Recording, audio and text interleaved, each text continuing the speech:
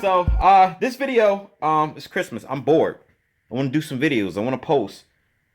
Even if I go live later, it doesn't matter. I want to be in the community because I feel like it's just a backyard for me to go to and have fun. And I'm pretty sure you guys agree with me, subscribers and YouTubers as well, content creators. So I'm gonna pull a Mike's tool shed. You already remember the last time I had my tool cart pulled out like this, and just I don't remember the last time I did like a tool review or talked about tools that I use. Uh, I think that might be my area to work on. Just talk about the tools I use, so that way, if you're not sure, you need some type of review on this tool before you purchase it. You want to see it being used and how durable it is, the longevity and all that good stuff. You just want to check it out.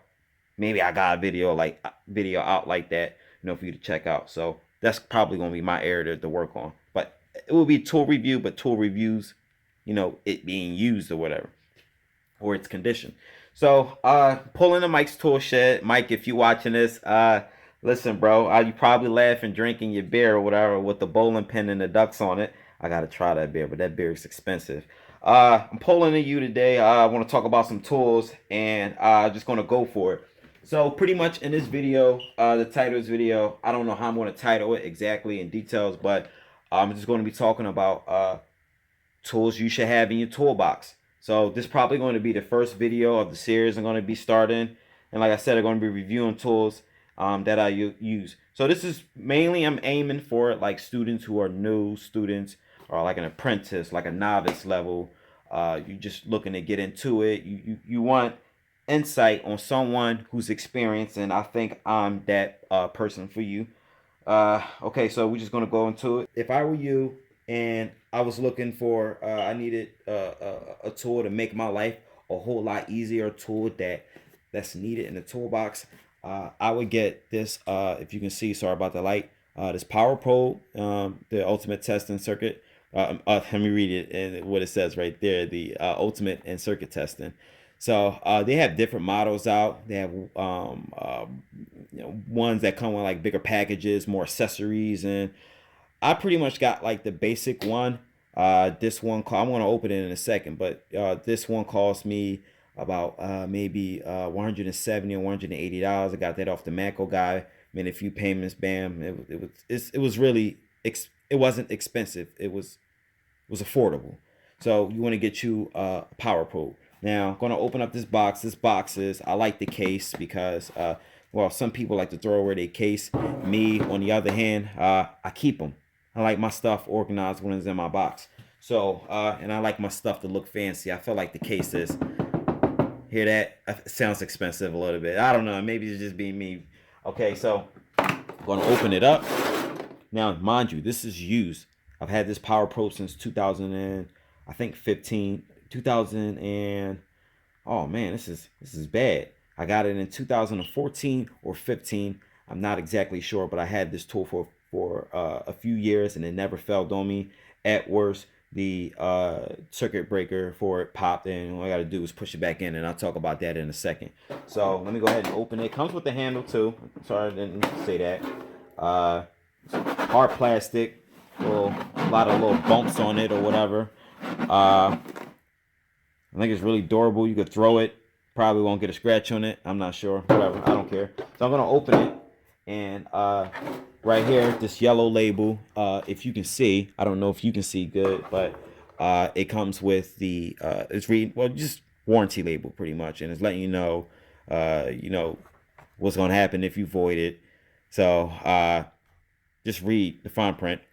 And this is another label over here for you to, if you want to replace just the rocker switch and or the tip for it. And yeah, that's just that. Just do some reading. I don't need to be reading this. So I'm gonna pull it out, and as you can see, it is used the way I got it wrapped up. You want to wrap it up this way. Sorry, gotta just do this again. You want to wrap it up a certain way because that's the only way it's going to fit inside this kit. So, yeah, see how I looped it around? I'll show you how to properly put this back in the kit. If you got this kit and you just Why is it never closing on me properly? I'll tell you why. So pretty much, as you see, this is used. Like I said, I had this for a few years. The tip on this is removable, but it's still good. Still in good condition. I probably can hurt someone with this. Some guys like to sharpen this tip up. Me, just leave it the way it is. Let's go ahead and push it back in. And like I said, this is my favorite tool. This is a tool for you to have in the toolbox. The reason why I bought this tool is because I got tired of just doing slow diags and just doing, or I keep getting like or electrical drive window switch don't work, or the washer pump don't work, or a solenoid don't work, or a starter, whatever. I was always being in a situation where I had to I needed power, I needed ground, I needed it right in my hands, I needed I tired of using a test light. I needed power on demand if I want to manually operate something or do like quick testing on this, or check like some type of voltage, or check for continuity, or make sure I'm getting some type of signal or something like that. So I bought this. I borrowed it. Actually, I don't even remember borrowing this from someone. I just remember seeing everyone. A few dealerships I worked at. I'm not sure if it was like Chevy or Nissan or something like that. These guys had this tool, and I never understood, why did you need this. I never understood how it worked. I was very young at the time. This tool, well, it had different models, but this company, this product has been around for a while. The easiest way in the game, throughout the years though. But remember people having it in the shop, and like I said, I never needed it until, I got in a jam one day, and this master tech came over, and he just whipped out one of these. All I heard was beep, beep, and boo, and the thing, whatever he did, started working again. So pretty much, I invested in this tool. So, like I said, there's this. You see this little wave thingy, majig, whatever. And that's just this little speaker inside of it for the little beeping thing. This right here is to mute the sound, of course. And I got my rocker switch. See on the rocker switch, it's even labeled. It's dummy proof, and let you know negative, and it's negative on this side as well, and it's positive right there. So negative, you hear beep, that's when it's on, of course. And then hit the rocker up, the switch up, and you got positive. And this right here, this LCD screen is a display. I'm gonna show you how that works in a second, but ultimately it lets you know, give you voltage status or whatever, or if you're getting like ground or whatever. So pretty much it'll give you a little display of a reading, power, or ground. Another cool thing about this tool is that it comes with, let me get it out the way because I hate to focus on this camera. These two little bulb things right there, these little diode things, is pretty much a flashlight for it. You'll see how it works. I'll show you, but this is real convenient if you're in a situation, you're in a tight spot, and you have a lack of light. This tool comes with power and ground and this little light. It's not that bright, but maybe I'll give you an example of how bright it can be. I'll turn the lights off in here. I'm home in my basement, so I'll probably give it a shot. I don't know. I already talked about the tip, of course. Talked about the wire. The back of it, it's nothing special in the back except for its patent number. It's got the little web address right here, URL, and a little barcode with the serial number on it. Another feature it comes with is this auxiliary ground right here. When I say auxiliary ground, you can provide power and ground, but if you're trying to test something that needs ground, this is your auxiliary ground. So like I said, power, ground. That's what I like about this tool. So if I want to jump a motor, like a window motor regulator to be exact, of course the motor goes backwards and forwards, so it doesn't matter which way you put it. So put one lead on one pin, clip it, and then the other, this pin right here, like I do, this is my power source right here. So that's pretty much how it works. Besides that, the length of the wire, if you're wondering how long this wire is, it's really long. Really long. And I can keep, let me show you.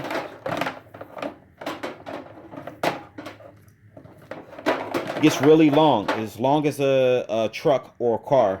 Now if you're working on something like an RV or like some semi or whatever. I don't know how long, what's your situation. You need a lot of length, or if the car is up in the air, you need to do something underneath, test for evap, something, whatever. Got an extension wire right here. That's the good thing about that. It's plug and play. Plugging in the other part of the wire. Male goes into female, just like how they teach you in sex education in school, whatever. Another good thing about this is you can power this up in your cigarette lighter.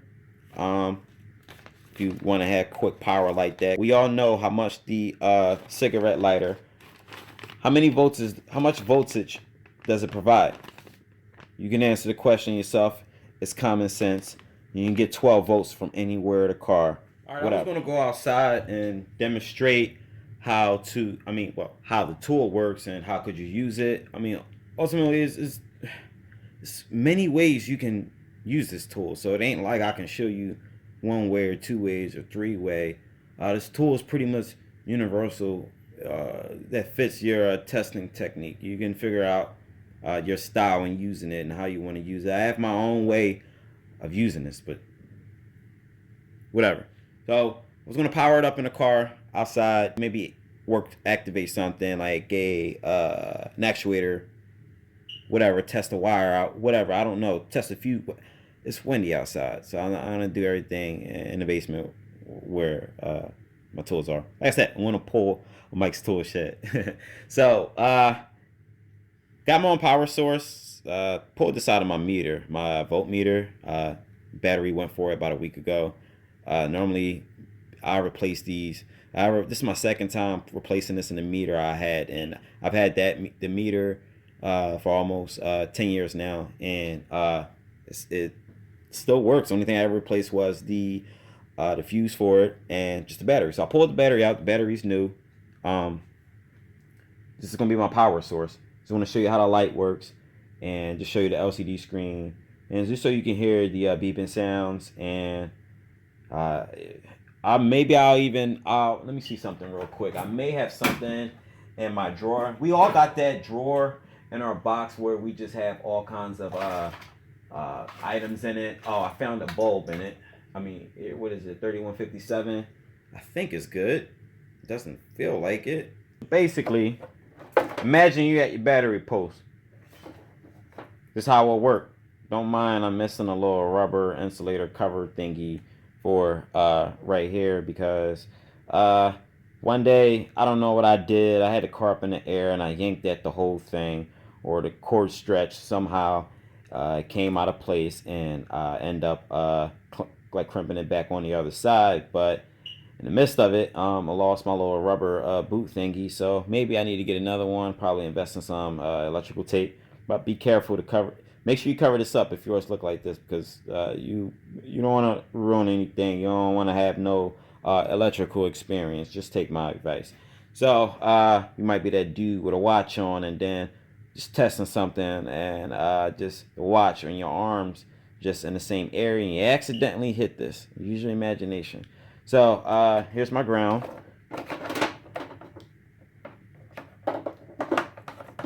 Right here. So you hook it up like this. So on the battery, pay attention, because power is right here. So power. Make sure the two leads don't touch too. And ground. Hear how that came on? Let me do it again. You'll know it's on when you get the beeping sound. Some guys like to mute it out, so that way when it comes on you hear nothing. Me, I need to hear my sound. So clamp it back. Alright, so I'm just going to leave this hanging right here. And remember the lights I was telling you about? Those two LED lights? Let me go. I'm going to go upstairs and I'm going to turn off the basement light. And I want you guys to see how bright it is. I'm going to go to the top of the step. Turn the light off. I'm come back down. I can see a light still. It's kind of creepy down here. So yeah, this is what it looks like. Sorry, the picture got distorted. I'm in the dark. Of course, you lose quality, but we can all see how bright it is. Aiming at my cart. This is bright enough to illuminate. If you're like underneath like a steering column, or you're in the interior, and it's, you know how it's always dark in the interior. You know, a little light. It's a good thing about this tool. Now that I got the lights out of the way, let's talk about the LCD screen and what's in it. Of course, there will be a little speaker symbol right here. You probably can't see it. If you can, I can. All right, so in this display, you'll see your voltage or whatever. If you hit the rocker switch up, this battery plus symbol right here, you can see will illuminate red. So up. This is a 9-volt battery. So, well, it should be 9 volts. So if I hit the switch, I should see close to it. So I got 9.3, and I hope I don't kill the juice in this battery. I might buy just another pack just in case, especially at the power, what I'm about to do. And I got negative right here. If I hit the rocker switch down, this will be green, of course. I got this light bulb right here, and I'm going to power it up. Remember, I got my auxiliary ground. It ain't like I can just, you know, touch it right here, touch the wire right here, and then it'll illuminate. Nah, you gotta basically complete a path. So I'm gonna go ahead and clamp it down. Hopefully this works. Never did it this way before. And let me just let that sit right there. Have no continuity whatsoever. I think I may need to, got it right here. This bulb will be dim because this is not a strong power source. It's not a car battery. So let me go ahead and power it up just so you guys can see how having power on demand, how good it is. So I got, you know, one side clamp and the other side. Hold on, let me adjust this. All right, clamp it there. Put this tip on the wire. Got continuity. You can always mute this out, but pay attention to your signal. But I'm gonna put the sound back on because I like the sound. So touching it, power it up, off, power it up. Now, vice versa, if you're in a situation, you're working with something that already got power to it already, you can go ahead and hit the rock switch down and apply ground. So I can always provide power, and I can provide ground. Now, there is a circuit breaker on here. You can trip it. It's not hard to trip this. Just try to power up something that has one like a motor is seized, like a starter or a seized up window motor regulator. It just get jammed up in the inside. Nothing moves. It's just a strong load. It's hard to move. Too much resistance. This circuit breaker, it will pop. All you got to do is push it back in, and you just reset everything. So it's good that this is there to prevent this whole tool from, you know, being a disaster. So what else should I talk about? You can use it. I'm gonna show you how to check continuity in a wire. Let me just pull something out. I think I have a lead here. These are my ghetto power probe. If I don't have my power probe near me, I left it somewhere. It's handy, whatever. I don't know. It's just always good to have something like this. So it's gonna go ahead and hook up one lead to right here. Now, mind you, again, I'm just checking for path continuity to make sure, you know, a path exists.